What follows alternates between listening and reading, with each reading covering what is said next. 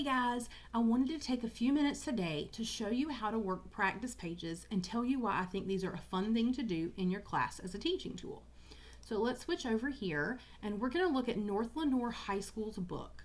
Now, their book is already designed. She's got every page ready to go. And so if she has her students come in and practice using Yearbook Pro, Layout Pro, they're going to mess up her designs, and we don't want that. But there's another way you can do this so that they can play and they don't mess up the designs for your book.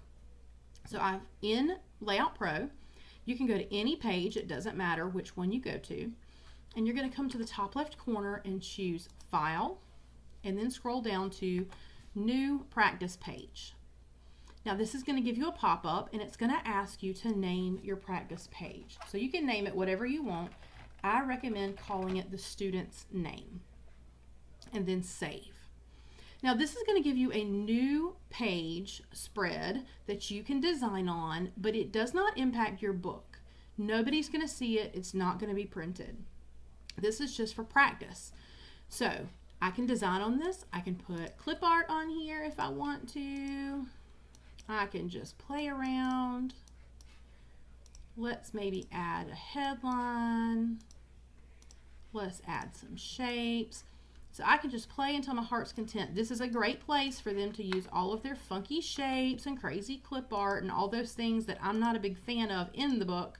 But you go right ahead and use them while you're doing your All About Me and you're designing your practice pages.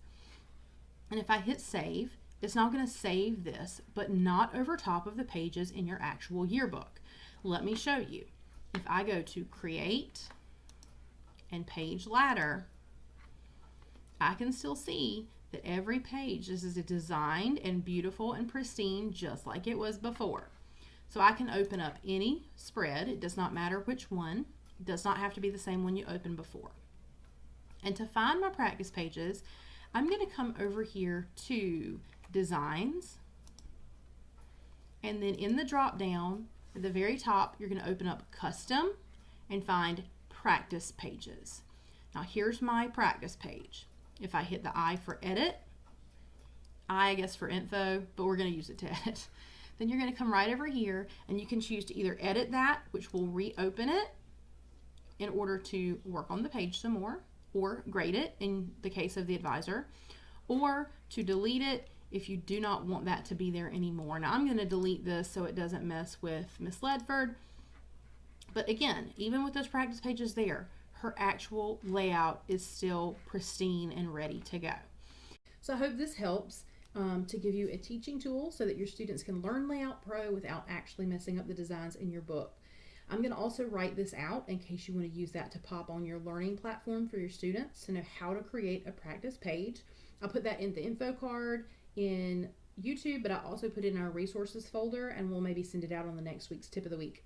If you ever have any other questions about how to do things or ways to make things happen in Layout Pro, let me know, because if you have a question, probably everybody else does too, and they're wondering the same thing. So reach out, let us know how we can help you, and I'll see you again real soon. Bye.